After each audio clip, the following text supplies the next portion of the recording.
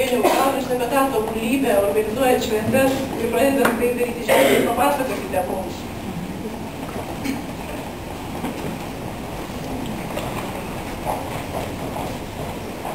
Diena, aviacijos mylėtojai, visi susirinkę ponai ir ponios. Džiugu, kad domimės aviacijos šventėm. Ir turbūt dėl to ir susirinkom, kad prisiminti Gintauto Teisės knygas ir tose knygose, kas yra parodyta, kokios buvo aviacijos šventės nepriklausomai Lietuvoje. Žinoma, Gintas surinko didžiulis darbas, surinktos aviacijos šventės nuo 20 metų. Gražios, nes tokios gražios oras būna, puikus būna ir kaip pačiai 21 metais. Ir netingas oras, ir maišo visą programą, bet aviacijos šventės visą laiką yra visų aviatorių su didžiuliu nusiteikumu daromos šventės. Žinoma, iki 40 metų, kada 20 metų jos irgi buvo tobulinimas. Ir Vilma paminėjo 36 metų šventę. 36 metų šventė, tai galima sakyti, kad tai buvo viena iš gražiausių, geriausiai pasiruoštų švenčių. Gražiai išleistos programos, kas dalyvauja aviacijos šventėje, su draugiškais varžais, su linksmais komentarais. Tai buvo labai graži programa.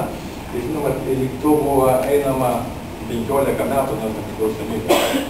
Tai žinoma, jeigu dabar lyginam mes jau 20 metų, 24 metų nepriklausomybei, taigi buvo įvairios šventės. Ir buvo 94 metais, ką tik po sovietinės kariuomenės išvedimo įvairiuose miestuose, ir Zokniuose, ir Kaune, ir Vilniuje buvo.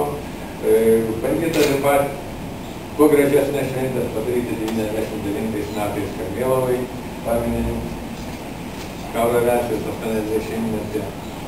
Minėjom 75-metį Dariaus Girėno aerodrome, kuriuo ką tik buvo suteiktas Dariaus Girėno vardas.